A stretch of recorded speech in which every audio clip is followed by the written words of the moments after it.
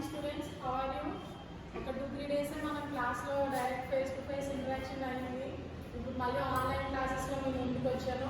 మీకు తెలుసు కదా జువాలజీ మేడంని. ఫస్ట్ క్లాసెస్లో Telugu medium and English medium వాళ్ళకి జువాలజీ అంటే ఇంట్రడక్షన్ ఇచ్చాను. జనరల్ థింగ్స్ ఇన్ జువాలజీ అంటే వర్టిబ్రేట్స్, ఇన్వర్టిబ్రేట్స్, అక్షేర్కాలు, సక్షేర్కాలు, వాటిలో ఉన్న వర్గాలు, వాటి ఎగ్జాంపుల్స్, అవన్నీ మనం బేసిక్ థింగ్స్ చూసాం. ఇంకా ఏం చూసాం? జీవశాస్త్ర పితామహుడు ఎవరు, వైద్యశాస్త్ర పితామహుడు ఎవరు, వృక్షశాస్త్ర పితామహుడు ఎవరు అని చూసాం. ఇంకా సైంటిస్టులు ఎలా యానిమల్స్, లివింగ్ ఆర్గానిజమ్స్ని, జీవుల్ని ఎలా క్లాసిఫై చేశారని చూసాం. కొంతమంది శాస్త్రవేత్తలు ఎలా వర్గీకరించారు? ప్లాంట్స్, యానిమల్స్, మైక్రో ఆర్గానిజమ్స్, వృక్షాలు, జంతువులు, సూక్ష్మజీవుల కింద జీవుల్ని వర్గీకరించారు. మరి కొంతమంది సైంటిస్టులు శాస్త్రవేత్తలు జీవుల్ని 2 రకాలుగా వర్గీకరించారు. నిజ కేంద్రక జీవులు, కేంద్రక పూర్వ జీవులు అనేవి. కేంద్రక పూర్వ జీవులు నిమ్న జాతి జీవులు, బ్యాక్టీరియా కణం అని మనం చెప్పాం. కేంద్రక పూర్వ జీవులు అంటే ఇంగ్లీష్లో ప్రొకారియోటిక్ సెల్స్. ప్రొకారియోటిక్ సెల్స్ అంటే మీకు ఆల్రెడీ డెఫినేషన్ కూడా చెప్పాను. English medium and Telugu medium వాళ్ళకి డయాగ్రామ్స్ కూడా డ్రా చేసి చూపించాను. ప్రొకారియోటిక్ సెల్స్ లో డిస్టింక్ట్ న్యూక్లియస్ ఉండదు అని చెప్తాం. క్లియర్ న్యూక్లియస్ ఉండదు అని చెప్తాం. క్లియర్ న్యూక్లియస్ అంటే నిర్దిష్టమైన కేంద్రకం అనేది మనకు కనబడదు. నిర్దిష్టమైన కేంద్రకం ఎందుకు కనబడదు అంటే కణంలో కేంద్రకాన్ని కప్పి ఉంచిన పొరని ఏమంటాం? కేంద్రకాన్ని కప్పి ఉంచిన పొరని కేంద్రక త్వచం అంటాం. ఈ కేంద్రక త్వచం అనేది లేకపోవడం వల్ల జంతు కణం అదే కేంద్రక పూర్వ కణం జంతు పదార్థం అనేది కణంలో తేలియాడుతూ కనిపిస్తుంది.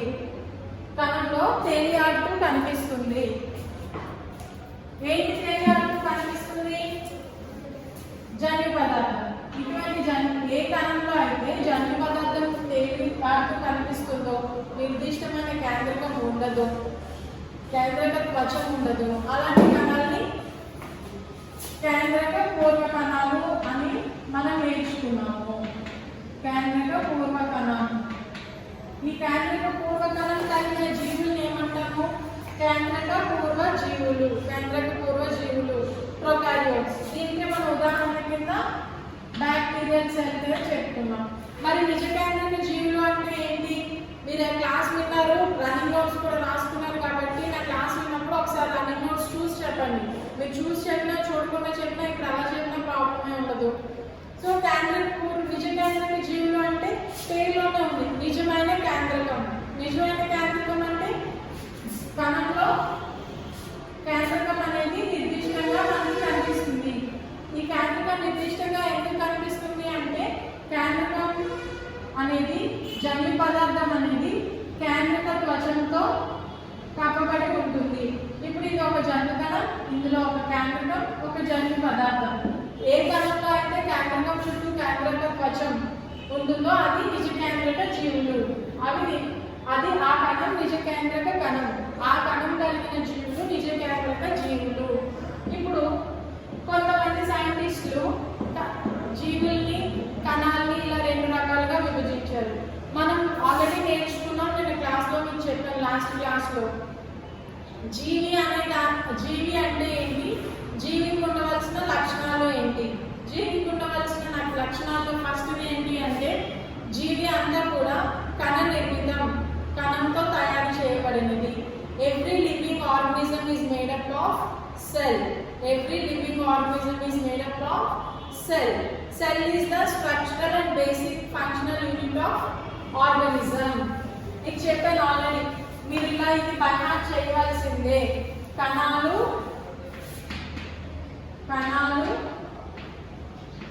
దేహంలో నిర్మాణాత్మక మరియు క్రియాత్మక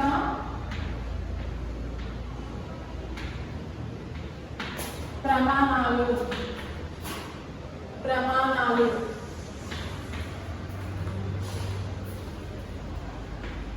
Cell is the basic structural and functional unit of life. Cell is the basic structural and functional unit of life. So what is the first character to define a living organism? That is, every organism is made up of cell. ఒక జీవికి ఉండాల్సిన ప్రధాన లక్షణం ఏది అంటే ప్రతి జీవి కూడా ఈ భూమి మీద ఉన్న ప్రతి జీవి కూడా కణ నిర్మితం. మన జీవులు అనేవి 3 రకాలుగా నేర్చుకున్నాం. ఏంటంటే ఈ మొక్కలు, జంతువులు, సూక్ష్మజీవులు. ఈ మొక్కలు కానీ, జంతువులు కానీ, సూక్ష్మజీవులు ఈ 3 కూడా దేంతో తయారై ఉన్నాయి అంటే కణం. కణం అనేది దేహంలో నిర్మాణాత్మక మరియు క్రియాత్మక ప్రమాణాలు. Cell is the basic structural and functional unit of life. So first character, మొదటి లక్షణం ఏది? జీవికి ఉండాల్సిన మొదటి లక్షణం, జీవులన్నీ కూడా కణ నిర్మితాలు. సెకండ్ థింగ్, వ్యవస్థీకరణలో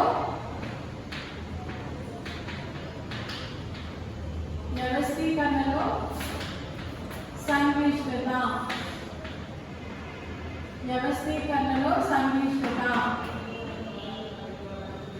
అంటే కాంప్లెక్సిటీ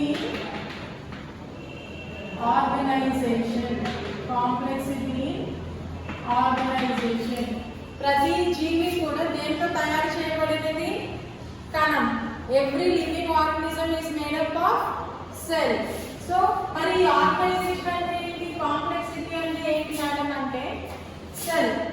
ఒక కణం, ఒక జీవి అనేది కణంతో తయారు చేయబడినది అని చెప్పాం. ఈ కణాల సమూహం అంతా కూడా టిష్యూస్. కణం, కణజాలం. తెలుగు మీడియం వాళ్ళు ఇంగ్లీష్ తెలుగు రెండు నోట్ చేసుకోండి. కణజాలం అనగానే టిష్యూ అంటాం, ఈజీ. సెల్, కణం, group of cells is called tissue. కణాల సమూహమే కణజాలం. Tissues, organ. Group of tissues is called organ, అవయవం. ఇవి మీరు ఎప్పుడు మర్చిపోకూడదు, బాటనీ కానీ జువాలజీ కానీ. అవయవాల సమూహమే అవయవ వ్యవస్థ. ఇవన్నీ కూడా దేన్ని తయారు చేస్తాయి? బాడీ, దేహం. ఏ జీవి, ప్రాణులున్న ప్రతి జీవిలో కూడా ఇవన్నీ ఉంటాయి. ఏవన్నీ? కణం ఉంటుంది, అలాంటి కొన్ని కణాల సమూహం కలిసి కొన్ని కణాల సమూహం టిష్యూగా కణజాలాలుగా ఏర్పడతాయి. కొన్ని ఒకేలాంటి కణజాలాలు లేదా వివిధ రకాల కణజాలాలన్నీ కూడా ఒక అవయవం ఆర్గాన్గా తయారవుతాయి. కొన్ని ఆర్గాన్లన్నీ కూడా ఆర్గాన్ సిస్టమ్ అవయవ వ్యవస్థగా తయారు చేయబడతాయి. ఒక జీవిలో ఇలాంటి అవయవ వ్యవస్థలు చాలా ఉంటాయి. సో ఇదంతా కూడా ఒక హైరార్కీ. ఈ ఆర్డర్ ఎప్పుడు కూడా ఇలాగే ఉంటుంది. కణాల సమూహం అని కణజాలం. అంతేగాని కణాల సమూహం అవయవం అవుతుందా? అవ్వదు. ఎందుకంటే కొన్ని కణాలన్నీ కలిపి అవయవాలు, కణజాలాలు ఏర్పడతాయి. ఇప్పుడు అవయవంలో ఏమున్నట్టు? కణజాలం ఉన్నట్టు. ఆ కణజాలం అంటే ఏంటి? కొన్ని కణాల సమూహమే కణజాలం. అర్థమవుతుందా?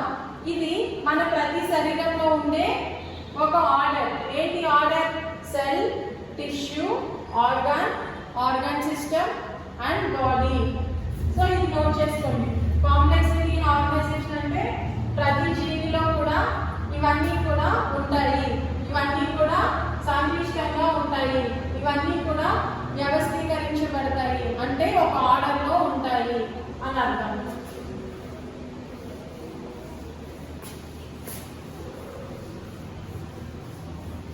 అలాగే మనం ఇంకో ఆర్డర్ చూస్తాం. అన్ని జీవులు atoms, molecules, cells, tissues, tissue systems, organs అనుకోవచ్చు. Organ system,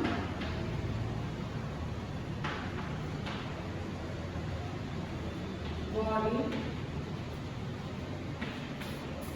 population,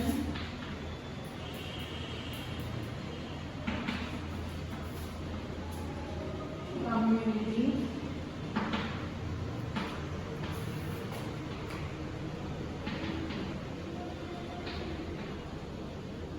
equals to year. ఆటమ్స్ అంటే పరమాణువులు, అణువులు, కణం, కణజాలం, అవయవం,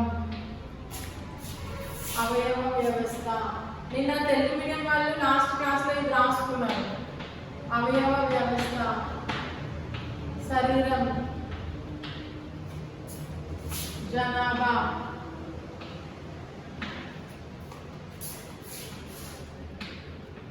జీవ సమూహం,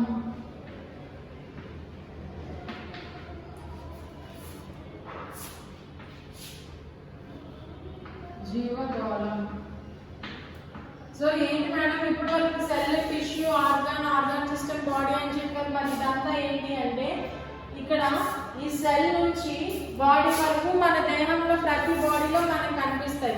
ఈ కణం, కణజాలం, అవయవం అవన్నీ కూడా ఇవన్నీ మన ఎక్కడ కనిపిస్తాయి? అణువులు, పరమాణువులు, ఈ జీవగోళం, జీవ సమూహం. ఇప్పుడు మన బాడీ వరకు మనకి తెలుసు మనలో ఒక కణం ఉంది, మనలో కణజాలం ఉంది, మన శరీరంలో ఒక అవయవం ఉంది, అవయవ వ్యవస్థ ఉంది, మనం తయారయ్యాం. ఇలాంటి మన సమూహాన్ని ఏమంటాం? పాపులేషన్. అంటే మానవులందరూ కూడా ఒక జనాభా, మానవ జనాభా. Population, group of human beings is called population. ఇక్కడ ఏ గ్రూప్ ఆఫ్ సిమిలర్ ఆర్గానిజమ్స్. ఇక్కడ మనం మనుషులు అందరూ కాబట్టి మానవుల జనాభా. అదే వేరే జీవి జంతువులు తీసుకుంటే కుక్కలను కూడా కుక్కల జనాభా, అది జీవ సమూహం.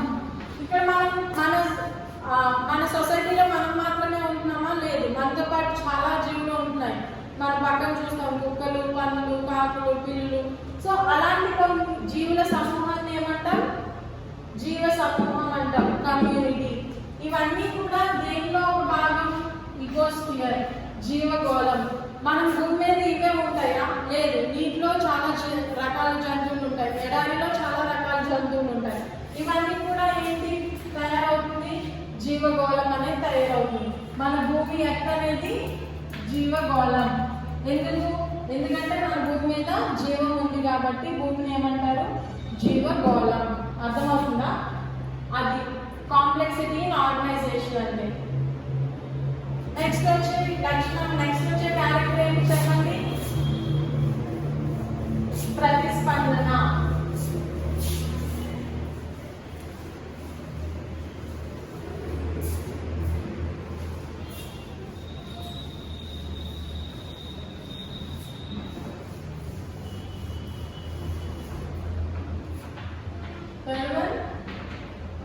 ప్రతిస్పందన.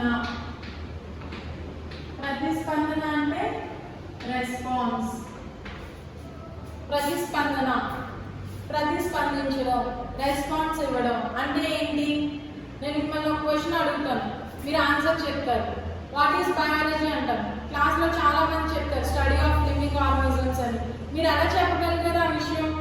నేను మీకు ఒక క్వశ్చన్ అడిగాను అంటే మీకు ఒక స్టిమ్యులస్ ఇచ్చాను. ఒక క్వశ్చన్ అడిగాను, ఏమంటాం? ప్రేరణ. మీరు దానికి ఏం చేశారు? స్టిమ్యులస్, ప్రేరణ కాదు, స్టిమ్యులస్ ఇచ్చాను. మీకు ఫస్ట్ ఒక ఇన్పుట్ ఇచ్చాను, మీకు ఒక క్వశ్చన్ అనేది మీకు లోపలికి పంపించాను. మీరు దేంతో విన్నారు? అది మీ చెవులతో సమాధానం విన్నారు, ఇయర్తో క్లాస్ క్వశ్చన్ని విన్నారు. మీరు అప్పుడు ఏం చేశారు? ఆన్సర్ ఇచ్చారు. ఈ ఆన్సర్ అనేది దేంతో ఇచ్చారు? మౌత్, నోటితో ఇచ్చారు. ఈ ఆన్సర్ అనేది రెస్పాన్స్, ప్రతిస్పందన.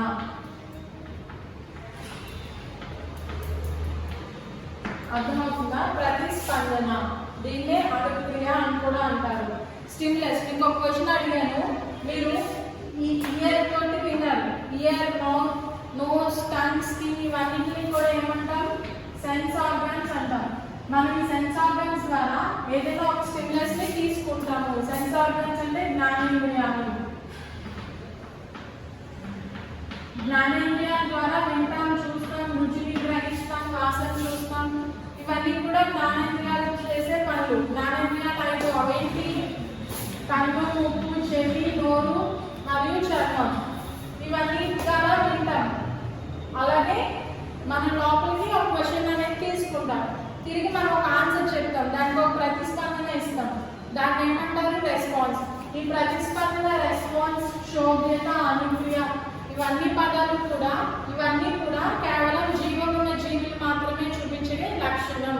ఇప్పటి వరకు చూసిన లక్షణాలు ఏంటి అంటే ఫస్ట్ కణగర్భితం, ప్రతి జీవి కూడా కణంతో తయారు చేయబడినది. ఇంకా నెక్స్ట్ ఏంటి, వ్యవస్థీకరణలో సంక్లిష్టత, కాంప్లెక్సిటీ, ఆర్గనైజేషన్. అంటే మన బాడీలో సెల్స్, టిష్యూస్ అవన్నీ ఉంటాయి. మన లాంటి ఒక గ్రూప్ ఆఫ్ ఆర్గనిజమ్స్ ఏమంటాం, పాపులేషన్ అనుకున్నాం. పాపులేషన్ గ్రూప్ నే కమ్యూనిటీ అనుకున్నాం. మన లాంటి ఒక ఆర్గనిజమ్స్ నే జనాభా అనుకున్నాం. కొన్ని జనాభాల సమూహమే కమ్యూనిటీ, జీవ సమూహాల సమూహమే జీవగోళం. అది సెకండ్ లక్షణం. రెండో లక్షణం. మూడో లక్షణం ఏంటి అంటే ప్రతిస్పందన. జీవం ఉన్న ప్రతి జీవి కూడా ప్రతిస్పందిస్తుంది. దేని ద్వారా ప్రతిస్పందిస్తుంది అంటే అది జ్ఞానేంద్రియాల ద్వారా కొంత సమాచారాన్ని లోపలికి తీసుకుంటుంది. జ్ఞానేంద్రియాల ద్వారా తీసుకున్న సమాచారాన్ని మన బ్రెయిన్, మెదడులో ప్రాసెస్ అవుతుంది. అది మనకి తిరిగి ఒక ఆన్సర్ ఇస్తుంది, రెస్పాన్స్ ఇస్తుంది. ఇలాంటి ఒక లక్షణం కేవలం జీవం ఉన్న జీవులు మాత్రమే చూపించగలరు. ఇప్పుడు మీకు 2+2 అంటే ఎంత అని అడిగాను, మీరు వెంటనే ఏం చేస్తారు, 4 అని చెప్తారు. ఎలా చెప్పగలరు? మీకు ఒక క్వశ్చన్ అనేది నేను ఇక్కడ బోర్డు మీద రాశాను. నేను మీకు క్వశ్చన్ అడగకుండా డైరెక్ట్ 2+2 హౌ మచ్ అని నేను క్వశ్చన్ మార్క్ పెట్టినా సరే మీరు 4 అని చెప్తారు. ఎలా చెప్తారు? మీరు బోర్డు మీద 2 అని చూసారు, ఈ సింబల్ ఉంటే అది ఎడిషన్ అని మీకు తెలుసు, క్వశ్చన్ మార్క్ అంటే నేను క్వశ్చన్ అడిగానని మీకు తెలుసు. ఇవన్నీ మీరు చూసారు. ఇది ఎక్కడికి వెళ్తుంది? ఇన్ఫర్మేషన్ అంతా బ్రెయిన్కి వెళ్తుంది. బ్రెయిన్ ఏం చేస్తుంది? ఎప్పుడో మీరు ఆల్రెడీ చిన్నప్పటి నుంచి ఎడిషన్స్ నేర్చుకున్నారు. 2+2 అంటే 4 అని. దేంతో మీరు ఆన్సర్ చెప్తారు? నోట్ తోటి. నోట్ అంటే స్పందించారా లేదా, రెస్పాన్స్ ఇచ్చారా లేదా, మీరు మాత్రమే. ఓకే, మీరు ఎవరు లేరు. ఇప్పుడు నేను బెంచ్ని 2+2 హౌ మచ్ అని అడిగితే అది ఆన్సర్ చెప్తున్నా? చెప్పదు. 2+2 ఎంత అంటే అది ఏమైనా ఆన్సర్ చెప్తుందా? చెప్పదు. కానీ ఎందుకంటే దానికి జీవం లేదు కాబట్టి. ప్రతిస్పందన అనేది జీవం ఉన్న జీవులకి మాత్రమే ఉన్న లక్షణం, కలిగిన లక్షణం. మనం ఈ సమాచారం అంతా మెదడు దేని ద్వారా లోపలికి తీసుకుంటుంది? జ్ఞానేంద్రియాలు, సెన్స్ ఆర్గన్స్ ద్వారా బ్రెయిన్ ఇన్ఫర్మేషన్ లోపలికి తీసుకుంటుంది.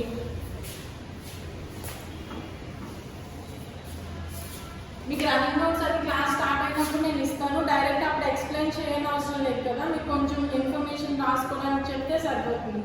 ఇప్పుడు రన్నింగ్ నోట్స్ ఇలా యాక్టివ్స్గా రాసుకొని పాస్ చేసుకోండి.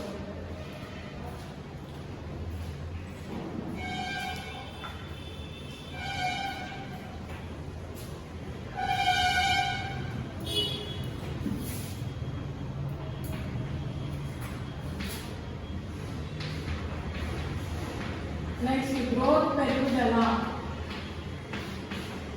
పెరుగుదల అంటే ఏంటో మనకి ఈజీగా తెలుసు. పెరగడం అంటే మీరు చిన్నప్పుడు చిన్నపిల్లలుగా పుట్టారు, ఇప్పుడు ఇంత హైట్ అయిపోయారు. ఎలా ఏమయ్యారు? పెరిగారు. హైట్ అనేది పెరిగింది, ఇంక్రీజ్ అయ్యింది. ఎందుకు అయ్యింది? మన కాళ్ళతో, చేతుల్లో ఉన్న ఎముకలన్నీ కూడా పెరిగాయి. మన బాడీలో ఉన్న కండరాలన్నీ కూడా పెరిగాయి. మన బాడీలో ఉన్న బోన్స్ అన్నీ కూడా వాటిలన్నీ ఇంక్రీజ్ అయ్యాయి. మజిల్స్ అంతా కూడా గ్రో అయింది. కండరాలన్నీ కూడా పెరిగాయి. దానివల్ల కంప్లీట్ అవుటర్ బాడీ అంతా కూడా మనం పెరిగినట్టు మనకి కనిపిస్తుంది. సో పెరుగుదల అనే లక్షణం దేనికి ఉన్నది అంటే జీవులకు ఉన్న లక్షణం. సో 4th లక్షణం ఏంటి? జీవులకు ఉన్న ప్రధాన లక్షణాల్లో పెరుగుదల. ఈ పెరుగుదల అనేది 2 రకాలు. ఏంటని? ప్రతి శరీరం, దేహం అంతా కూడా కణ నిర్మితం, కణంతో తయారు చేయబడినది. ఇప్పుడు ఇది ఒక కణం అనుకుందాం. ఈ కణం చిన్న కణం తీసుకున్నాం. ఇది ఏ కణం?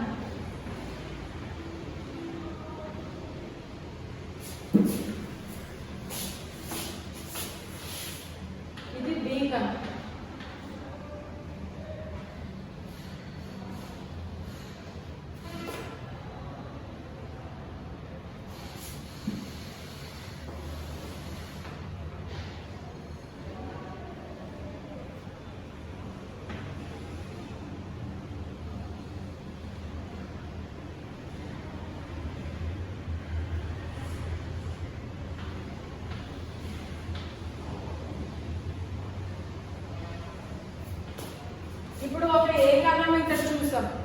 కణం రెండుగా విభజన జరిగింది. A cell has divided into two. ఈ రెండు కణాలు కూడా దీనికన్నా పెద్ద కణాలే. ఇవి ఎలా పెరిగాయి? కేవలం దీని సైజ్ బాహ్యంగా మార్పు ద్వారా ఈ కణాలు అనేవి మనకు పెద్దవయ్యాయి. అర్థమవుతుందా? ఇప్పుడు బి కణం తీసుకున్నాం. ఈ కణం కూడా కణ విభజన జరిగింది, కానీ ఈ కణం కూడా దీని సైజులో ఆకారంలో పెద్దదయ్యింది. ఎలా అయింది? ఈ కణాలు అనేవి ఎక్కువ కణాలని లోపల తయారు చేశాయి. సో ఇక్కడ పెరుగుదల అనేది రెండు రకాలుగా ఉండొచ్చు. ఏదైనా ఒక కణం ఒకే కణం పెద్దదవడం వల్ల దీని పొడవులో పెద్దదవడం వల్ల కణం పెరిగింది అని చెప్పగలం. లేకపోతే ఒకే కణం నుండి ఇంకొన్ని కణాలు విభజన చెందడం వల్ల కూడా కణం అనేది పెరిగింది అని చెప్పగలం. ఈ ఏ కణానికి బి కణానికి తేడా ఎలా తెలుస్తుంది మనకి? ఇక్కడ ఒకే కణం కేవలం దీని హైట్ లెంత్ లో పొడవులో మాత్రమే పెరిగింది, కానీ ఇక్కడ బి కణం అనేది ఇంతే కణం. ఒక కణం చిన్న చిన్న కణాలుగా మరి కొంచెం విభజన చెందడం వల్ల కణం అనేది పెరుగుదల జరిగింది. అంటే ఈ పెరుగుదల అనేది లోపల జరిగింది. అంతర్గత పెరుగుదల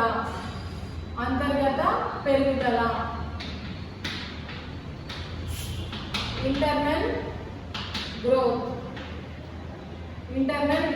సో జీవితంలో ప్రతి జీవికి కూడా ఉన్న పెరుగుదల ఎటువంటి పెరుగుదల? అంతర్గత పెరుగుదల, ఇంటర్నల్ గ్రోత్. అదే మనం ఒక చైర్ని కానీ దేనైనా ఇక్కడ వదిలేసాం, టీవీని అలా వదిలేసాం 10 రోజులు, ఇది ఇలా ఉంది. 10 రోజులు ఏంటి? 6 నెలలు దీన్ని వాడకుండా వదిలేసాం అనుకోండి, 6 months. అప్పుడు ఏమవుతుంది? దీని మీద అంతా కూడా తుమ్ము తూలి పేరుకుంటుంది. అప్పుడు దీని వెయిట్ ఏమవుతుంది? పెరుగుతుంది. అలాంటప్పుడు మరి ఇది కూడా పెరిగింది కదా మేడం, దీని కూడా జీవే కదా అనొచ్చా మనం? దీని సైజ్ అండ్ లెంత్ వెయిట్ లో ఇంక్రీజ్ అయింది కదా. Can you call it as a living organism అంటే? No, we can't tell it as a living organism because ఇక్కడ గ్రోత్ అనేది ఎలా జరిగింది? ఎక్స్టర్నల్ గా జరిగింది. మరియు వేరే జీవి కాదు, వేరే ఆర్గనిజమ్స్, వేరే పార్టికల్స్ వల్ల ఇక్కడ గ్రోత్ అనేది జరిగింది. దుమ్ము ధూళి అవన్నీ కూడా జీవం ఉన్నవా? కాదు. సో అలాంటి నిర్జీవ పార్టికల్స్, ఇనానిమేట్ పార్టికల్స్ వల్ల పెరుగుదల జరిగినా సరే కూడా దాన్ని పెరుగుదల అని చెప్పాలి. ఎందుకంటే ఆ పెరుగుదల అనేది బహిర్గత పెరుగుదల. ఎటువంటి పెరుగుదల నిజమైన పెరుగుదల అనుకుంటాం? Internal growth. కేవలం లోపల నుండి జీవులలో జరిగే లోపల మార్పుల్ని, లోపల పెరుగుదలనే పెరుగుదల కింద మనం ఇక్కడ అబ్జర్వ్ చేస్తాము. సో ఇప్పటి వరకు చూసిన జీవుల ఒక లక్షణాలు ఏంటి? ప్రతి జీవి కూడా కణ నిర్మితం, వ్యవస్థీకరణలో సంక్లిష్టత, నెక్స్ట్ వచ్చేసి ప్రతిస్పందన, పెరుగుదల. ఏంటో ఒకసారి ఇంగ్లీష్ మీడియం స్టూడెంట్స్ చెప్పండి. Every living organism is made up of cell. Next one complexity in organisation. Third one response and irritability, growth. అర్థమవుతుందా?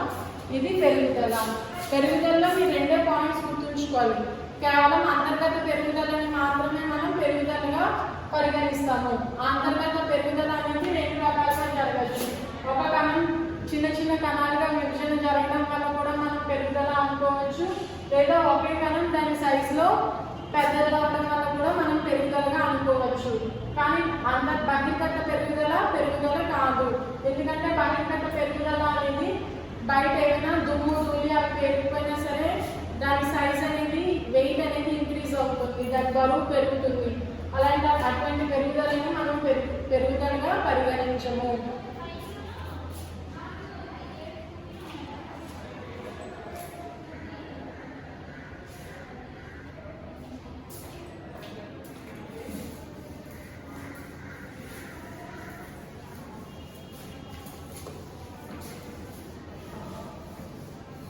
మీకు నెక్స్ట్ క్లాస్లో దీని అందరికీ రన్నింగ్ నోట్స్ చెప్తాను. మీరు దాన్ని యాజ్ ఇట్ ఈస్గా చదువుకోవచ్చు, ఎగ్జామ్లో కూడా అలా రాసుకోవచ్చు.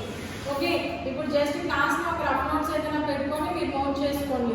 ఆల్రెడీ నా క్లాస్ మీరు డైరెక్ట్గా విన్నారు. నాకు తెలిసి క్లాస్లో ఒక 20-30 మెంబర్స్ చాలా బాగా రెస్పాండ్ అవుతున్నారు. రేణుక, ఆదిలక్ష్మి, పైరాజు, వీళ్ళందరూ జస్ట్ నాకు పేర్లు జస్ట్ గుర్తున్నవి, కానీ ఫేసెస్ చాలా మంది గుర్తున్నాయి. వాళ్ళ క్లాస్లో చక్కగా చెప్పిన ఆన్సర్స్ చెప్తున్నారు. మిగతా వాళ్ళు కూడా క్లాసెస్ వినండి, అర్థం కాకపోతే కలిసినప్పుడు ఇక్కడికి వచ్చినప్పుడు డౌట్స్ అడుగుతున్నారు.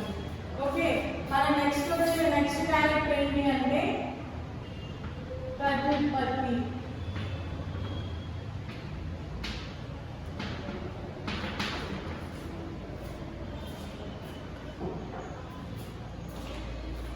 ప్రత్యుత్పత్తి అంటే రీప్రొడక్షన్. ఒక జీవి తనలాంటి మరొక జీవికి జననం చేసే ప్రక్రియని ప్రత్యుత్పత్తి అంటాం. ఒకేలాంటి జీవి ఒక జీవి తనలాంటి ఒక జీవిని పుట్టించడమే ప్రత్యుత్పత్తి. ఈ ప్రత్యుత్పత్తి what is reproduction?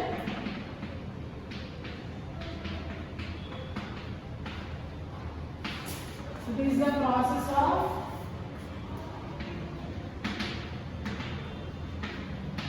giving birth to its own kind. తనలాంటి జీవిని మాత్రమే పుట్టిస్తుంది, అదే ప్రత్యుత్పత్తి. ఈ ప్రత్యుత్పత్తి రెండు రకాలు.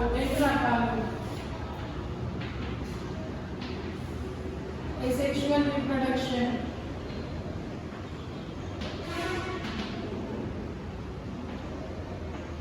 ఇది చాలా ఇంపార్టెంట్ అమ్మా. ఈ లెసన్లో 8 మార్క్స్ క్వశ్చన్ కానీ 4 మార్క్స్ కానీ వస్తుంది. ఆల్రెడీ ఇది 3rd టైం నేను ఈ కాన్సెప్ట్ సెకండ్ టైం ఎక్స్ప్లెయిన్ చేయడం, బాగా అర్థం చేసుకోవడానికి ట్రై చేయండి.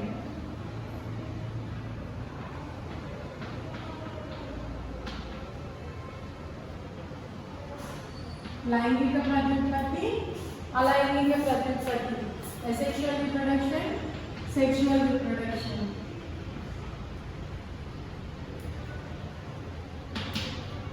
ఈ अलैंगिक ప్రత్యుత్పత్తి మీకు ఆల్రెడీ చెప్పాను. ప్రోటోజోవా జీవులు దేనికి సంబంధించింది? ప్రోటోజోవా అనేవి అక్సేరుక వర్గానికి సంబంధించినవి. ప్రోటోజోవా జీవి యొక్క ఎగ్జాంపుల్స్ చెప్పండి. అమీబా, ప్లాస్మోడియం అని చెప్పాం. ఇంకా కనేరియా, ఫ్లాట్ వామ్స్ అంటే ఏంటంటాం? ప్లాటిహెల్మింథస్ విభాగానికి చెందిన జీవుల్ని ఫ్లాట్ వామ్స్ అంటాం. అది కనేరియా. అవన్నీ కూడా బడ్డింగ్ అనే ప్రాసెస్ ద్వారా మొగ్గలు ద్వారా ప్రత్యుత్పత్తి జరుపుకుంటాయి. అదే లైంగిక ప్రత్యుత్పత్తి అయితే స్త్రీ సంయోగ బీజాలు,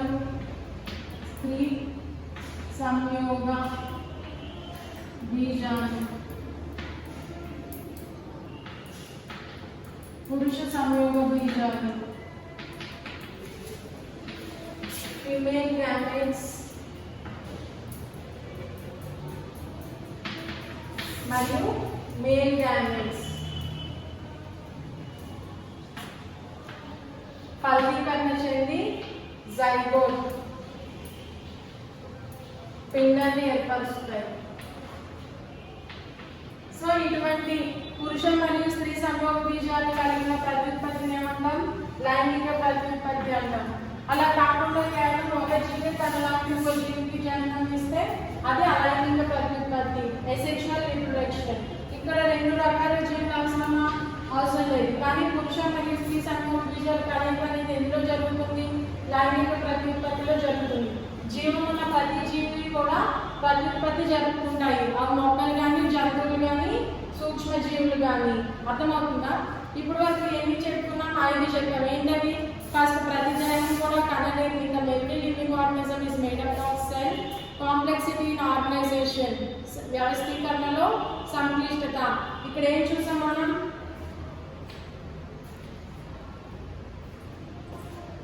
Cell, group of cells form tissues, group of tissues form tissue system, organ, group of organs form organ system, group of organ systems make an organism అని చూసాం. కణం, కణాల సమూహం కణజాలం, కణజాలాల సమూహం అవయవం, అవయవాల సమూహం అవయవ వ్యవస్థ, అవయవ వ్యవస్థే దేహం.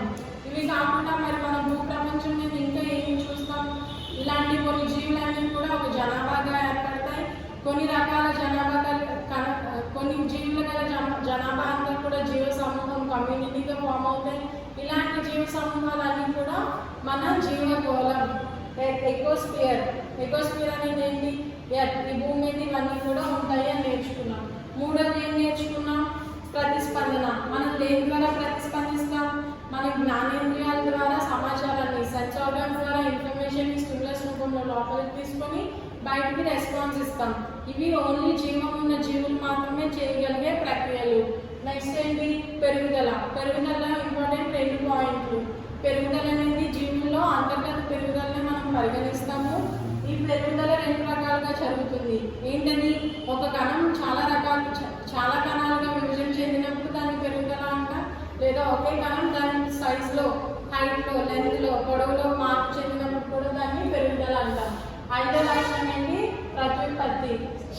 లాంటి జీవికి జన్మనిచ్చే ప్రక్రియని ప్రత్యుత్పత్తి అంటాం. ప్రత్యుత్పత్తిలో 2 రకాలు ఏంటి, अलैंगिक प्रत्युत्पत्ति మరియు లైంగిక ప్రత్యుత్పత్తి. స్త్రీ సంయోగి బీజాలు, పురుష సంయోగి బీజాలు కలిగిన ప్రత్యుత్పత్తి ఏది, లైంగిక ప్రత్యుత్పత్తి. అవి అవసరం లేని ప్రత్యుత్పత్తి ఏది, अलैंगिक ప్రత్యుత్పత్తి. సో ఇదంతా మీరు క్లాస్ వినండి. నేను నెక్స్ట్ క్వశ్చన్స్ అడిగిన తర్వాత నేను క్లాస్లో రన్నింగ్ నోట్స్ దీనికి Telugu medium and English medium వరకు చెప్తాను, మీరు నోట్ చేసుకుంది. కానీ రేపు క్వశ్చన్స్ అడుగుతాను, ఎలా అడుగుతాను మేడం, ఇదే నేను క్లాస్ వినాం కదా చూడం కదా అంటే చెప్తాను కదా. Okay, thank you. Class note చేసుకోండి. ఇవన్నీ కూడా నెక్స్ట్ రన్నింగ్ నోట్స్ మీరు ఆల్రెడీ చెప్పిన కదా, జువాలజీ